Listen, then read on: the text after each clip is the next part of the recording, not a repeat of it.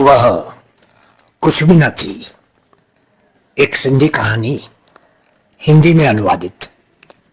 लेखक पोपटी हीरानंदानी, अनुवादक देवी नागरानी। उसकी चमड़ी गोरी थी, पर चेहरे पर अनेक झुर्रियां थी। उसके गोरे गालों पर लाली लगी थी। बावजूद इसके उसमें जवानी की वह ताजगी न थी।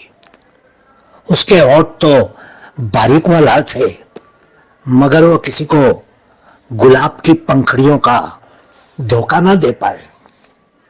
वो कद की नाटी थी, मगर गोल चेहरा, बड़ी बड़ी आंखें और अपनी सही जगह पर स्थित नाक यही साबित कर रहा था कि ये खंडहर किसी आलीशान इमारत का ही था।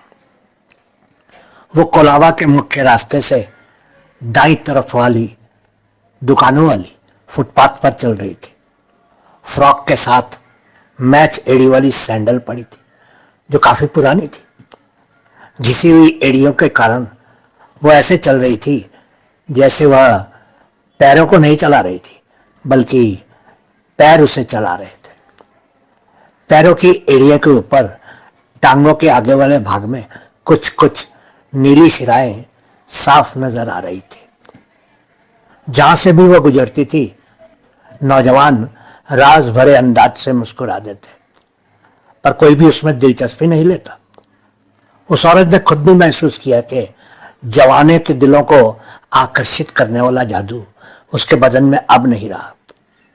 जो बाकी था वह भी इस आई हुई बीमारी ने उससे छीनकर उसे निढाल कर दिया। अब वह अपनी उम्र से ज्यादा बड़ी लग रही थी। रास्ते के दोनों ओर दुकानें थी। मुंबई में आजकल दुकानों के आगे दुकान खुले हुए हैं। फैक्ट्री से माल सीधे लाकर अल्लाह की जमीन पर धर देते और इसी तरह नौजवान माल बैठकर बेचते। किसी के पास अपना माल है और कोई दूसरों का माल लेकर रोजाना 10-20 लेकर बेच रहे हैं। फैक्ट्री के मालिकों को भी फायदा और लोगों को भी सस्ती चीज मिल जाती। तीनों को पर्याप्त फायदा और तीनों खुश। एक बोरी नौजवान बूट व चप्पलों का ढेर आगे रखकर बैठा था। उसने जोर से आवाज देकर कहा, मौसी, इतना पैदल करने के बाद भी कोई ग्राहक नहीं मिला है क्या? पास में ही सेब और संतरा बेचने वाले मराठी जवान होठों में फूफू करते हुए हंस पड़ा। कुछ ही दूरी पर एक और नौजवान रंग बिरंगी चूड़ियों को वृत्ताकार में सजा रहा था। उसने जॉनी वॉकर जैसी आवाज में कहा, अरे, इसे भाभी का कर कैसे बुला सकते हो? देख नहीं रहे, ये गोरी चमड़ी वाली है, अंग्रेजों की औलाद। ये तो आंटी है, आंटी। आसपास जो भी आए गए, उनमें से जिन्होंने अपनी कमजोरी को शराफत के नकाब से ढांप रखा था, वे वहां से तेजी से चलते गए। पर जो चीजें बेचने के लिए बैठे थे, वे सभी हंसने लगे।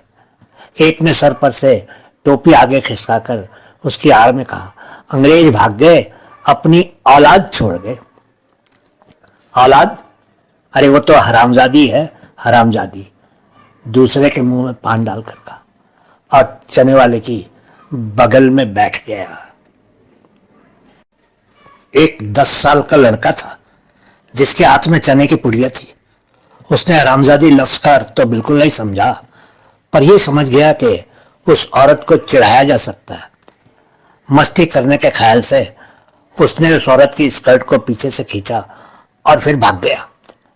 एक पार्श्विक आदमी ने जानबूझकर उस औरत से अपना बदन लगाया। सामने से पुलिस वाला आ रहा था। उस शख्स ने पुलिस वाले से डरने के बजाय उसे आंख मारी और फिर दोनों हंसने लगे।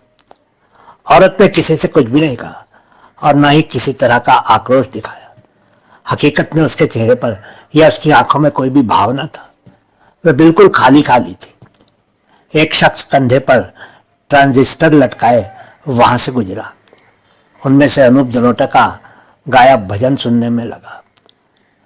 तन के तंबूरे में दो साजों के तार बोले, जय सिया राम राम, जय राधे श्याम। सुनने वालों के सर थोड़े बहुत हिले, पर वह सीधे ही सीधे चलती जा रही, जैसे इस तरह की दुनिया से उसका कोई संबंध नहीं था। अचानक एक घर से अंग्रेजी गाने की धुन स्टीरियो सिस्टम से जोर जोर से बजने लगी। वह धुन पहली मंजिल के एक मकान से आ रही थी। वो जहां थी वहीं ठहर गई। उसके बदन में लर्जिश कुछ इस तरह आई जैसे घुटन के बाद हवा के हल्के झोंके से पीपल का पत्ता धीरे धीरे हिलता है। उसकी खाली आंखें पानी से भर भर गई। शायद उसे जॉन की याद आ गई, जॉन जिसे उसने इस दिल के पहले पाक जज्बे से प्यार किया था। जॉन भी उससे प्यार करता था, पर एक लड़की का मन किसी लड़के के मन से जल्दी विकास करता है। जॉन ने अभी प्यार का मतलब पूरी तरह से समझा भी न था कि एलिजाबेथ ने अपना सब कुछ उस पर निछावर कर दिया।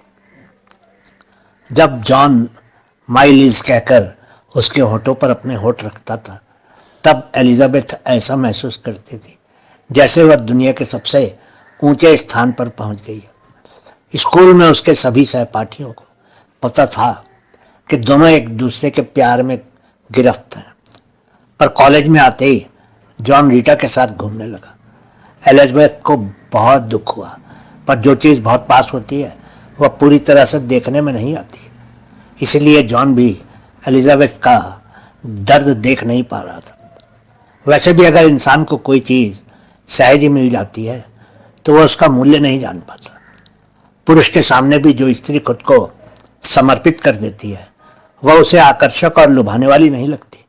उसे वही औरत आकर्षित करती है जो उससे दूर होती है।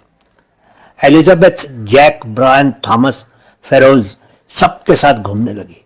वो जॉन को यह दिखाना चाहती थी कि उसे भी बहुत सारे लड़के चाहते हैं, मगर एक के पास से दूसरे के और फिर निरंतर साथी बदलने वाली औरत एक चीज बन जाती है। यूं फिरते फिरते वह जाकर शफी के पास पहुंची। शफी ने उसकी पहचान गनी से कराई और गनी उसे अपना माल समझकर गफूर को बेच आया। जैसे कोई चीज भंवर के घेराव में आकर गहरी खाई में जा गिरती है, वैसे ही एलिजाबेथ भी ऐसी खाई में जा गिरी जहां से ऊपर उभरना मुश्किल ही नहीं, नामुमकिन है। ऊपर खिड़की से उस धुन की आवाज को सुनकर एलिजाबेथ को याद आया कि स्कूल के विदाई के कार्यक्रम में वो और जॉन एक दूसरे से मिलकर इसी धुन पर गोल गोल घूम रहे थे। एलिजाबेथ के बाल उड़ रहे थे और चारों ओर खड़े शागिर्द तालियां बजा रहे थे। घड़ी पल के लिए वो अपने अतीत में खो गई और उसके होठों पर मुस्कुराहट फैल गई। उसे मुस्कुराता देख सामने से आते हुए शख्स पुकार उठा, साली कुत्ती। एलिजाबेथ का बदन थर थर कांपने लगा। जब उसने पहली बार गफूर को देखा था उसे उल्टी आने लगी थी। मैला, गंदा, असभ्य गफूर जिसके बदन से पसीने की बदबू आ रही थी। उसके कुर्ते पर दाग थे, पर वे पान के नहीं लगे। शायद वह घर में मुर्गी का वध करके आया था। एलिजाबेथ ने उल्टी को अंदर लौटाया तो थूक बाहर निकल आई। गफूर को बहुत गुस्सा आया। उसने जमकर एक थप्पड़ एलिजाबेथ को मार दी, साली कुत्ती। फिर लात मारकर उसे खाट पर फेंका और उसके बदन को चीर फाड़ने लगा। धीरे धीरे वह सीख गई कि जवानी देकर क्या क्या पाया जा सकता है। औरत के पास जवानी हो तो पुरुष उसकी खुशामद करता है। अगर जवानी में सौंदर्य भी शामिल हो तो फिर पुरुष उसके सामने सजदा करता है। जवानी और सौंदर्य देकर उसके बदले में मुनाफा लेकर एलिजाबेथ हंसती रही और जीती रही। पर अब तो उसके पास जवानी थी ही नहीं, और जवानी के बिना सुंदरता किस काम की। एलिजाबेथ ने चाहा कि वह रोए, इतना रोए कि उसका बदन का सारा खून पानी बनकर बाहर बह जाए, पर इस किस्म की औरत को रोने का हक तो मिलता ही नहीं। और एलिजाबेथ हंसने लगी, अपने व्यवसाय करने वाली और औरतों की हंसी की तरह वह हंसी। अब तो वह कुछ भी नहीं।